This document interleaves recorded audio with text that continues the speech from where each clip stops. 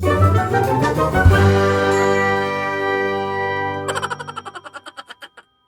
ધોરણ 11ના વિદ્યાર્થીઓ, તમારું સ્વાગત છે. આજે આપણે ભણવાના છીએ એક short note, IMP short note, autofab technology, unit 2 read 1 જે છે ને આપણી ટેક્સ્ટ બુકની, યુનિટ 2 રીડ 1 ઓટોફેબ ટેકનોલોજી, એની આ શોર્ટ નોટ છે. એકદમ સાવ સરળ છે અને આવડી જાય એવી છે. મેં જાતે બનાવેલી છે, તમારા માટે મહેનત કરી છે. એકદમ સરળ શબ્દોમાં કેમ તમારા ગળે ઉતારી દેવી, એ શોર્ટ નોટ છે. ઓકે, સો ચલો આપણે સમજવા જઈએ, એટલે ટાઈમ વેસ્ટ ના થાય અને કામી થઈ જાય આપણું. જો જ્યારે આ ચેપ્ટરમાંથી શોર્ટ નોટ પૂછાય ઓટોફેબવાળી, ટાઇટલ કોઈ પણ હોય ત્યારે તમારે શોર્ટ નોટ આ જ લખી દેવાની. યુનિટ 2 રીડ 1 ઓટોફેબ ટેકનોલોજીમાંથી કોઈ પણ શોર્ટ નોટ પૂછાય, ટાઇટલ ગમે તે હોય, આ શોર્ટ નોટ લખવાની. આ ધ્યાન રાખજો. બીજું, અહીંયા મેં પોઈન્ટ્સ પાડ્યા છે, જોયા તમે? ડોટ ડોટ ડોટ પોઈન્ટ્સ છે. તમારે પોઈન્ટ્સ નથી કરવાના, તમારે પેરેગ્રાફમાં શોર્ટ નોટ લખવાની છે. આ બીજી સૂચના યાદ રાખજો. પહેલી સૂચના, ઓટોફેબ ટેકનોલોજીમાંથી કોઈ પણ શોર્ટ નોટ પૂછે તમે આ શોર્ટ નોટ લખી શકો. બીજી સૂચના, અહીંયા મેં પોઈન્ટ્સ એટલા માટે લખ્યા છે કે તમને સરળતાથી સમજાય, તમારા ભેજામ ઉતરે, પણ તમારે ફકરામાં જ આખી શોર્ટ નોટ લખવાની છે. ઓકે, ખબર પડી ગઈ? બે સૂચના, મેઇન બે સૂચના હતી, કહી દીધી. હવે દેખો, પહેલું જ વાક્ય છે અહીંયા, autofab is a set of technologies. અમુક સ્પેલિંગ તો તમારે પ્રિપેર કરવા જ પડે, જેમ કે ટેકનોલોજીનું સ્પેલિંગ તમને ખબર જ હોવી જોઈએ. આ ચેનલમાં આટલી બધી લાઈક કરો, નીચે કોમેન્ટ કરજો, બધા સાથે શેર બી કરજો, બેલમાં ટીન ટીન વગાડી દેજો. ઓટોફેબ જે છે એ સેટ ઓફ ટેકનોલોજી છે. પહેલાં જ આપણે એની વ્યાખ્યા આપી દીધી. ટેકનોલોજીનો આખો એક સેટ, એને કહેવાય ઓટોફેબ ટેકનોલોજી. ઓટો એટલે ઓટોમેટિક, ફેબ એટલે ફેબ્રિકેશન. એ ટેકનોલોજીનો એક સેટ છે. Autofab is a set of technologies. એકદમ યાદ રહી જાય, autofab is a set of technologies. બીજું, it is a process of, it is a process to build, build એટલે કે બનાવવું, બાંધવું. It is a process to build 3 dimensional. 3 નો સ્પેલિંગ તો તમને ખબર હોય, ડાયમેન્શનલ. આટલો જ સ્પેલિંગ તમારે તૈયાર કરવાનો રહે. આ 3 ડાયમેન્શનલ ના લખવું હોય તો તમે 3D લખી શકો છો. હા, ઇઝી તમારા માટે ઓપ્શન કાઢીને દઈ દીધું મેં. It is a process to build 3 dimensional એટલે કે 3D સોલિડ ઓબ્જેક્ટ્સ. સોલિડ એટલે સખત, મજબૂત, ઓબ્જેક્ટ્સ એટલે વસ્તુઓ. From raw material. રો એટલે કાચો, મટીરિયલ એટલે કે માલ. કાચા માલમાંથી મજબૂત વસ્તુ, 3 ડાયમેન્શનલ 3D વસ્તુ તૈયાર કરવાની આખી એક પ્રોસેસ છે.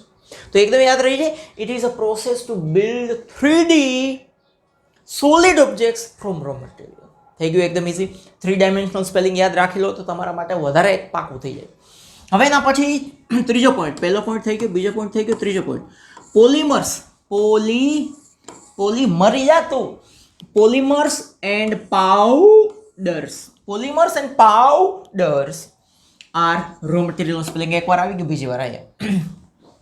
પોલિમર્સ એન્ડ પાવડર્સ, બેયમાં ઈ છે, ક્યાંય એ નથી. જો પોલિમરના સ્પેલિંગમાં ક્યાંય એ નથી, પાવડરના સ્પેલિંગમાં ક્યાંય એ નથી, બંને જગ્યાએ ઈ છે. Polymers and powders are raw materials. Polymer પણ રો મટીરિયલ છે, પાવડર પણ રો મટીરિયલ છે. હ્યુમન્સ એટલે કે માણસો, આપણે બધા.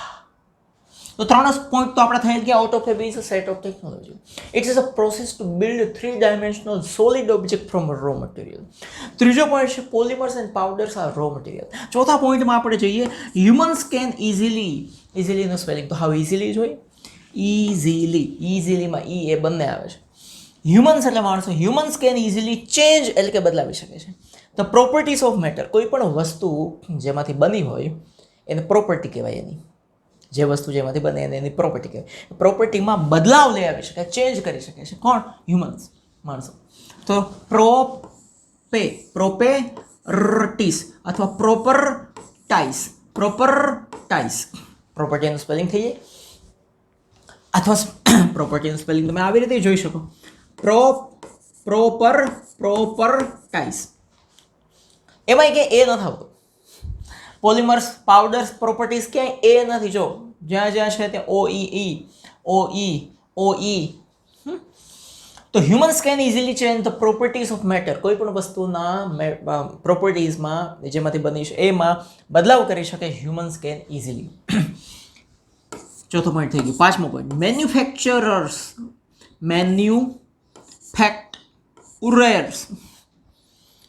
મેન્યુફેક્ચરર્સ એટલે કે ઉત્પાદકો કેન નાવ સેટિસ્ફાય એટલે કે સંતોષી શકે છે એવરી નીડ એટલે કે દરેક જરૂરિયાત ઓફ કસ્ટમર્સ એટલે કે ગ્રાહકોની દરેક જરૂરિયાત કસ્ટમર્સ એટલે ગ્રાહકોની દરેક જરૂરિયાત મેન્યુફેક્ચરર્સ એટલે કે ઉત્પાદકો કેન નાવ સેટિસ્ફાય સંતોષી શકે છે હવે સંતોષી શકે છે બરાબર સેટિસ્ફાય એટલે સંતોષવું satisfy every need of customers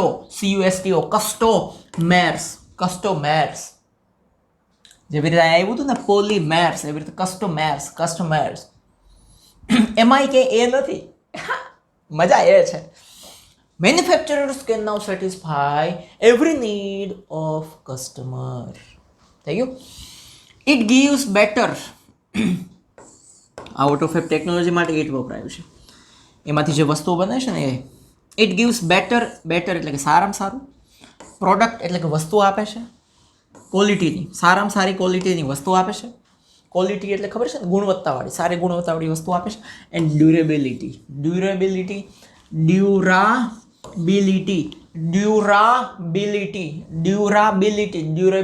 એટલે લાંબો સમય ચાલે એવી વસ્તુ આપે એટલે એને કહેવાય durability it gives better product quality and durability બરાબર તો આટલા પણ થઈ ગયા AutoFab is a set of technology. It is a process to build three-dimensional solid object from raw material.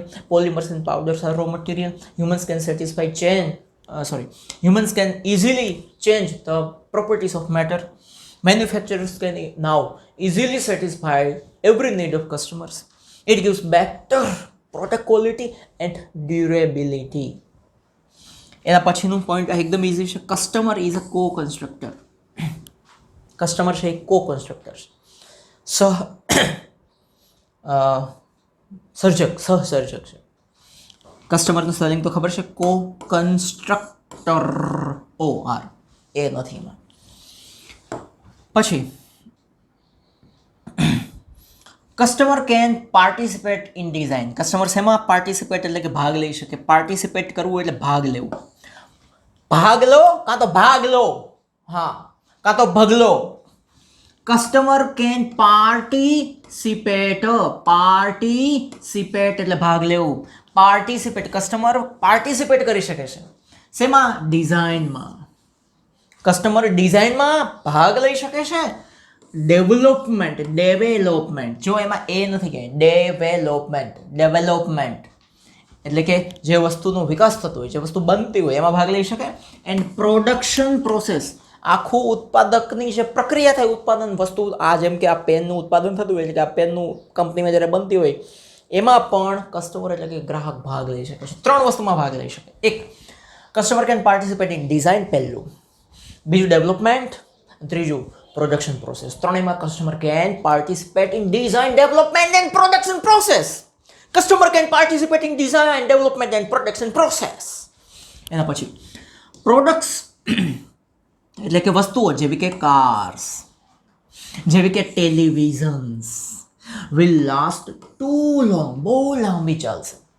Car એકવાર લીધી લાંબી ચાલશે ટેલિવિઝન એટલે કે ટીવી લીધી લાંબુ ચાલશે ટુ લોંગ લાસ્ટ એટલે છેલ્લું નહીં ટકવું લાંબુ ચાલવું એને એ લાસ્ટ ક્રિયાપદ તરીકે ઉપયોગ થયો છે ત્રીજો પોઈન્ટ કસ્ટમર કેન રિટર્ન એટલે કે પાછું આપી શકે ઓલ્ડર એટલે કે જૂના મોડેલ પાછા આપે એન્ડ ગેટ એટલે કે મળશે નવું મોડેલ ન્યૂ મોડેલ પાછું મળી શકે મેડ અપ ફ્રોમ ઓલ્ડ સ્ટફ્સ એટલે કે વસ્તુઓ જૂની વસ્તુ જે તમે પાછી આપી એ જ વસ્તુમાંથી નવી વસ્તુ બનીને કસ્ટમરને મળશે ત્રણ point customer can now participate in development design and production process products like cars and television will last too long customer can return older models and get new models made up from old stuffs જૂની વસ્તુમાંથી બની હોય તો village craft worker ગામના જે craft worker એટલે કે કારીગર હોય અલગ અલગ કલાઓ જાણનાર એને ક્રાફ્ટ વર્કર કહેવાય can provide local services easily જે લોકલ આપણું ગામ હોય તો આપણે ગામમાં સર્વિસ આપી શકે છે સેવા આપી શકે છે ઇઝીલી સરળતાથી પ્રોવાઈડ એટલે આપ પૂરું પાડવું the size of new medical instrument નવા મેડિકલના જે ઇન્સ્ટ્રુમેન્ટ એટલે કે સાધનો સાઇઝ એટલે કે એનો કદ, નાના મોટી એ જે કહેવાય સાઇઝ. ન્યૂ મેડિકલ એટલે નવા મેડિકલના સાધનો, દવાખાનાના સાધનો. સાધનો એટલે ઇન્સ્ટ્રુમેન્ટ. વિલ બી લાઈક, એ કેવા હશે? લાઈક અ ડ્રગ મોલેક્યુલ, એક અણુ જેવા. ડ્રગ મોલેક્યુલ એટલે કે એક અણુ જેવા. ડ્રગ, પછી મોલેકુલે, મોલેકુલે મોલેકુલે થઈ ગયું સ્પેલિંગ ઇઝી. મોલેકુલે, કુલેમાં કે નહીં લખી દેતા હો તમે, સી આવે. The size of new medical instrument will be like a drug molecule. The health of old people, health એટલે તંદુરસ્તી. Old people will improve. વૃદ્ધ લોકોની હેલ્થ, તબિયત ઇમ્પ્રૂવ થશે, સારી થશે. સ્મોલ માઉન્ટેન ટોપ કોમ્યુનિટી, નાની માઉન્ટેન ટોપ એટલે કે પર્વતો ઉપર રહેનારી કોમ્યુનિટી એટલે કે સમાજ. માઉન્ટેન ટોપ કોમ્યુનિટી એટલે કે પર્વત ઉપર રહેનારો જે સમાજ છે, કેન બી સેલ્ફ સફિશિયન્ટ એટલે કે આત્મનિર્ભર થઈ જશે. આત્મનિર્ભર Bharat, make in India. A small mountain top community can be self sufficient, પોતે આત્મનિર્ભર થઈ શકે છે, એને કોઈની જરૂર પડે નહીં. છેલ્લા 2 point. Autofab can bring golden age of art. Autofab જે છે એ ગોલ્ડન એજ એટલે કે સુવર્ણ યુગ લઈ આવી શકે છે. બ્રિંગ એટલે લઈ આવવું. શેનો? આર્ટ એટલે કે કળાનો. મ્યુઝિક એટલે સંગીતનો. સાયન્ટિફિક ડિસ્કવરી એટલે કે વૈજ્ઞાનિક સંશોધનોનો. આ 3 વસ્તુનો એક ગોલ્ડન એજ એટલે કે સુવર્ણ યુગ લઈ આવી શકે છે. કોણ? ઓટોફેબ ટેકનોલોજો. ઓટોફેબ ટેકનોલોજો એક સુવર્ણ યુગ લઈ આવી શકે છે. કોનો? આર્ટ, મ્યુઝિક એન્ડ કેમેરા, નહીં, સાયન્ટિફિક ડિસ્કવરી. બરાબર. વી હેવ ટુ યુઝ, આપણે ઉપયોગ કરવો પડે. ધીસ ટેકનોલોજી એટલે કે આ ટેકનોલોજીનો વેરી કેરફુલી એટલે કે ધ્યાનપૂર્વક, નહીતર ઘણું બધું ખોટું થઈ શકે છે. We have to use this technology very carefully. થઈ ગઈ આખી શોર્ટ નોટ તૈયાર તમારી, સમજાવી દીધી તમને. હવે જો autofab is a set of technology. It is a process to build 3-dimensional solid objects from raw materials. Polymers and powders are raw materials. Humans can easily change the properties of matter. Manufacturers can now satisfy every need of customers. It gives better product quality and durability. Customer is a co-constructor. Customer can participate in design, development and production process.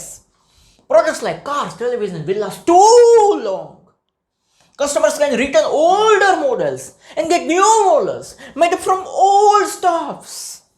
The village craft workers can provide local services easily. The size of new medical instruments will be like a drug molecule. The health of old people will improve. Small mountain top community can be self-reliant, self-sufficient. Otofab can bring a golden age of art, music and scientific discovery.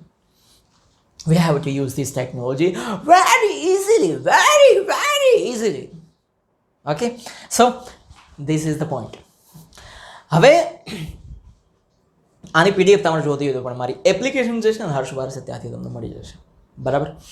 એપ્લિકેશનની અંદર ક્યાંથી મળશે? તમારે એપ્લિકેશનમાં જવાનું, login કરવાનું, પછી નીચે લોગિન પેરેન્ટ તરીકે નહીં કરવાનું, પેરેન્ટનું બટન આવે ને ઓફ જ રાખવાનું, સ્ટુડન્ટ તરીકે જ લોગિન થવાનું. જેવા લોગિન થશો એટલે નીચે બેચીસનું બટન આવશે. બેચીસનું બટન, એ બેચીસના બટનની અંદર જેવો તમે ક્લિક કરશો એટલે તમને કોડ પૂછશે. એ નીચે સાઈડમાં જમણી બાજુ નીચે પ્લસની નિશાની આવશે, એના ઉપર ક્લિક કરશો એટલે તમને એક કોડ પૂછશે. કોડ 11મા ધોરણમાં તમને ખબર નહીં હોય, બરાબર. જેવો આ લેક્ચર હમણાં અત્યારે પૂરો થયો, આના પછી એટલે કે આ લેક્ચરમાં જ હમણાં જ અહીંયા એક આખી સ્ક્રીન આવશે. અહીંયા હું આ બાજુ હટી લઉં, હા, અહીંયા એક આખી સ્ક્રીન છે, એની અંદર કોડ લખેલો છે બેચમાં જોઈન થવા માટેનો. એ બેચમાં જોઈન થશો એટલે મને રિક્વેસ્ટ આવશે. એ રિક્વેસ્ટ હું જેવી ક્લિક કરીશ, યસ કરીશ, બરાબર, એટલે તમે બેચમાં જોઈન થઈ જશો. એમાં બેચમાં જેવા જોઈન થશો એટલે ઉપર બટન આવશે ઘણા બધા, એમાં સ્ટડી મટીરિયલનું બટન આવશે. એના ઉપર ક્લિક કરશો એટલે ત્યાં ગ્રામરની પીડીએફ, શોર્ટ નોટની પીડીએફ અથવા મને જે યોગ્ય લાગશે એવી 11મા ધોરણની પીડીએફ તમને મળતી રહેશે. થઈ ગયો પીડીએફનો રસ્તો આસાન તમને? બસ જોતા રહો. નવા આના પછીના ચેપ્ટરની શોર્ટ નોટમાં ફરીથી મળીશું. જય હિન્દ, જય ભારત, વંદે માતરમ. આ ચેનલમાં આટલી બધી લાઈક કરો, નીચે કોમેન્ટ કરજો, બધા સાથે શેર બી કરજો, બેલમાં ટીન ટીન વગાડી દેજો.